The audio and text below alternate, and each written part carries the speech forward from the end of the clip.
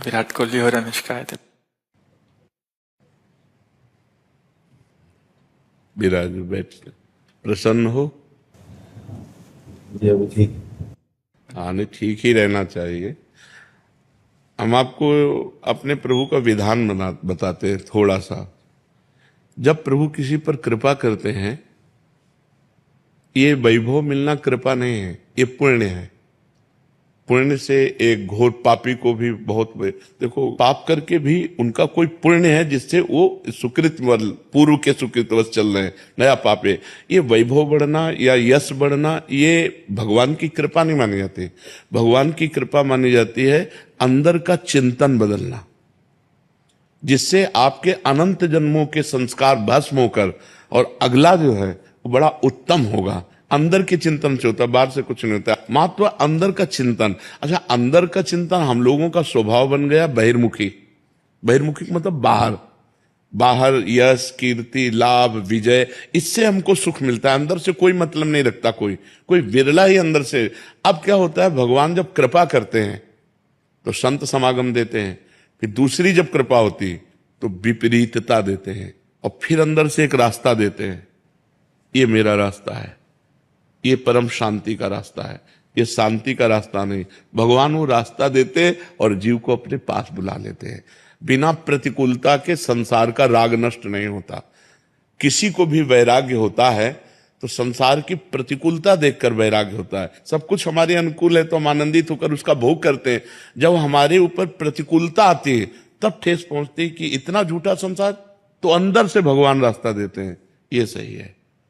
भगवान बिना प्रतिकूलता के इस संसार को छुड़ाने का कोई भी औषधि नहीं रखी। आज तक जितने बड़े महापुरुष हुए हैं, जिनका जीवन बदला है, उनको प्रतिकूलता का दर्शन करके बदला है।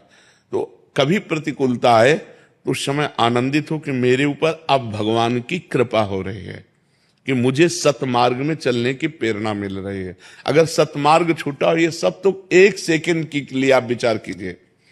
अब अपना सुधार कर लो, अपने जीवन को सत्य में ले आओ, तो अगला जो होगा वो बहुत जोर का होगा। चाहे जन्म हो तो श्रीवान, कुलवान, धनवान, वैभव संपन्न ऐसे, और भक्ति की अनुकूलता, भक्ति की अनुकूलता। खास बात श्रीवान, धनवान, कुलवान नहीं, खास बात भक्ति की अनुकूलता। अगर इस जन्म में भगवत प्राप्ति नहीं हुई तो भगवान श्री कृष्ण ने गीता में कहा है कि मेरे भक्त का नाश नहीं होता। मैं कुलवान, धनवान, श्रीवानों के कुल में जन्म देता हूं और फिर पुनः भक्ति का माहौल देता हूं, और पूर्व का जो भजन छूटा हुआ हो वहीं से उसको। अब बिल्कुल ऐसे ही रहो जैसे रह रहे हो, बिल्कुल संसारिक बन करके रहो, लेकिन अंदर का चिंतन आपका बदल जाए। अंदर के चिंतन में आपकी यश की भावना न रह जाए, अंदर के चिंतन में आपको धन बढ़ाने की भावना न रह जाए।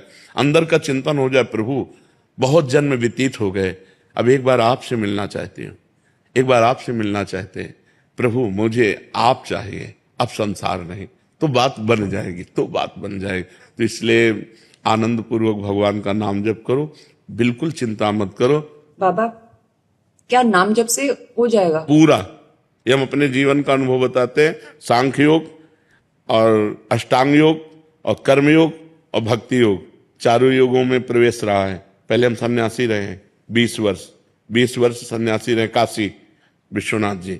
तो हम सांख्य योग, अष्टांग योग, जो अष्टांग योग है ना, अष्टांग योग, कर्म योग, इन तीनों को अच्छी प्रकार जान करके और फिर भक्ति योग में आए हैं। स्वयं भगवान शंकर से बढ़कर कोई ज्ञानी तो नहीं ना, सनकादि से बढ़कर कोई ज्ञानी नहीं। वो हरिशरणम हरिशरणम सनकादि हर समय जपते रहते हैं। भगवान शिव राम राम राम राम राम राम जपते रहते हैं। हम वृंदावनवासी प्रिया प्रीतम के उपासी, तो जो राम में राह है वही राह है, जो धा है ये रस देने वाली वस्तु है।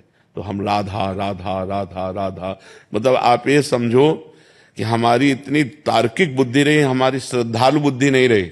सन्यासी की जो बुद्धि होती है वो तर्क प्रधान होती, कसौटी पर कसने पर। तो हम केवल भावुकता में राधा राधा का प्रचार नहीं कह रहे कि हमने सुना और ऐसे ग्रंथों में पढ़ा और ऐसे कह रहे, स्वयं स्वाद लेके कह रहे और विश्वास के साथ कह रहे कि यदि आप राधा राधा जपते हो तो इसी जन्म में भगवत प्राप्ति हो जाएगी, इसी जन्म में।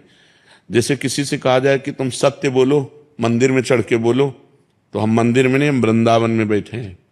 करोड़ों मंदिर इसकी समानता नहीं कर सकते, भगवान का परम धाम है। अगर राधा राधा नाम चल रहा है तो इसी जन्म में भगवत प्राप्ति हो जाएगी। हमारी आखिरी श्वास यदि राधा, तो मुझे श्री जी की प्राप्ति, भगवान की प्राप्ति हो जाएगी। इसमें कोई संशय नहीं और किसी साधनों की कोई आवश्यकता नहीं। आप केवल अंदर ही अंदर चलाइए और लिखिए। देखो, हम जो कह रहे हैं उसको समझो। बहुत अधिक नाम जपने की हमें चेष्टा नहीं करनी, कम संख्या हो लेकिन मन लगा करके हो। जैसे हम, अब देखो, आप लिखो राधा, अपने दिमाग में लिखो, खुले नेत्र लिखो या बाहर बाहर देखो, दिखाई दे रहा है राधा लिखा हुआ, वही कान में सुनो राधा, वही अंदर उठाओ राधा, ये तीनों का एकाकार हो जाए तो ये करोड़ों नाम जप के बराबर है।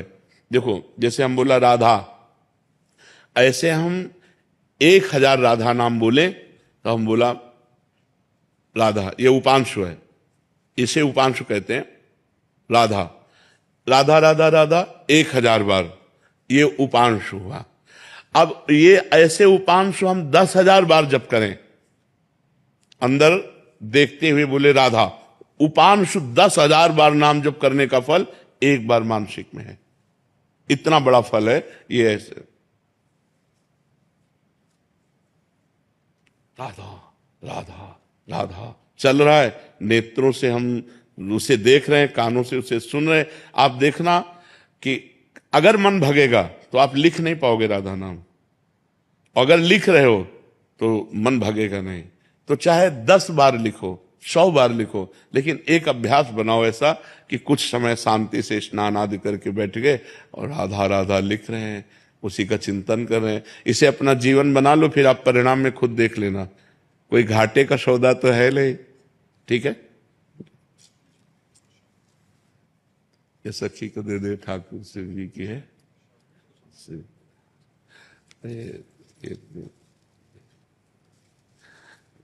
खूब आनंदित रहो, नाम जप करते रहो, प्रसन्न।